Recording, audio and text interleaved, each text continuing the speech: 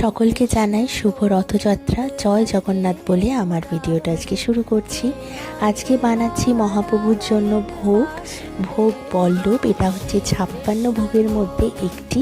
তো ইচ্ছা হলো যে এইবার আমি মহাপ্রভুকে একটু ভোগ নিবেদন করব, তাই জন্য আমি বল্লভ ভোগটাই বানাচ্ছি। সমস্ত সরঞ্জাম নিয়েছি ঘি, তারপর হচ্ছে গুড়, আটা, আর হচ্ছে বড় এলাচ, ছোট এলাচ আর লবঙ্গ গুঁড়ো করে নিয়েছি।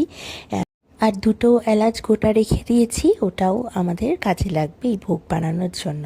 এইবার জয় জগন্নাথ বলে মহাপ্রভুর নাম করে আমি বসিয়ে দিলাম গ্যাসে হচ্ছে কড়াই বসানোর পরে দিয়ে দিয়েছি দুটো গোটা যে এলাচ রেখেছিলাম সেটা, আর দিয়ে দিচ্ছি 2-3 চামচ মতো একটু ঘিটা একটু বেশি দিলে এই বল্লভ ভোগটা খেতেও ভীষণ ভালো হবে, আর গন্ধটা ভীষণ ভালো বেরায়, ঘিয়ের গন্ধটা। তারপরে যে এক বাটি আমি আটা নিয়েছিলাম সেই আটাটাও দিয়ে দিলাম। দিয়ে কিন্তু গ্যাসের ফ্লেমটা একদম কমিয়ে দিতে হবে, নালে পোড়া লেগে যেতে পারে। তারপরে নাড়িয়ে যেতে হবে অনবরত। অনেকেই চিনি দিয়ে করো বল্লভ ভোগটা, আমার কাছে গুড় অ্যাভেলেবেল ছিল বলে আমি ওটা দিয়েই করেছি। আর যখনই একটুখানি শুকনো হয়ে যাবে, ঘিটা একেবারে মাখো হয়ে যাবে আটাটার সাথে, তারপরে ওই গুঁড়ো মশলাটা দিয়ে দিতে হবে।